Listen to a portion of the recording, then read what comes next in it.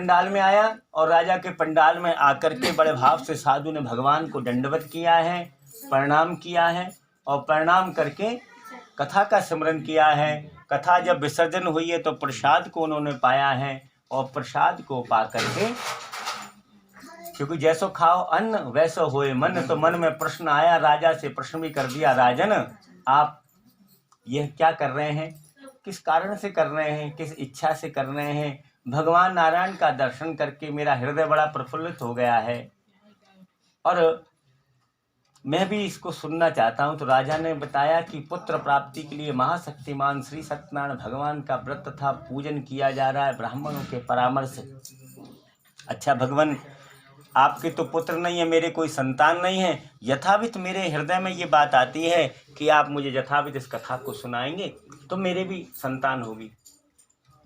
राजा ने साधु को बड़े भाव से इस व्रत को बताया है और इस व्रत को भाव को सुन करके साधु भगवान को दंडवत कर अपनी नौका पे आया, नौका को से अपने घर पहुंचा। घर जाकर के अपनी पत्नी लीलावती को संतान देने वाले व्रत के विषय में सुनाया और संकल्प किया अपनी पत्नी के साथ कि देखो जब मेरे संतान होगी तब मैं इस व्रत को करूंगा। भगवान की कृपा हुई, लीलावती गर्भवती हुई तथा 10वें महीने में एक सुंदर कन्या का जन्म हुआ। बड़ा प्रसन्न हुआ। कन्या का नामकरण संस्कार कराया ब्राह्मणों ने, कन्या का नाम कलावती रखा।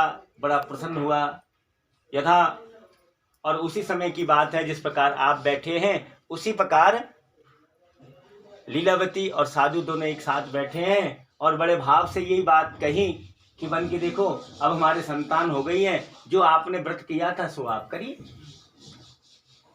तो साधु ने बड़े भाव से अपनी पत्नी को कह दिया कि जब इसका विवाह होगा तब मैं इस व्रत को करूंगा।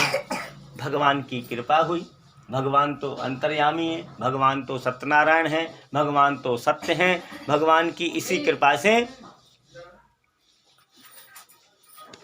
कुछ ही समय में कलावती जैसे चंद्रमा की कलाएं भरती हैं उसी प्रकार से, इसीलिए उसका नाम कलावती है। चंद्रमा की कलाओं के भांति कन्या बड़ी हो गई। एक दिन की बात है कि साधु ने अपनी पुत्री को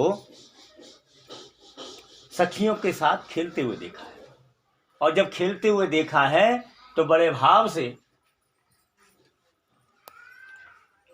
प्रसन्न होकर के मन में विचार किया है कि इसका विवाह का समय आ गया है, सो इसका विवाह कर दिया।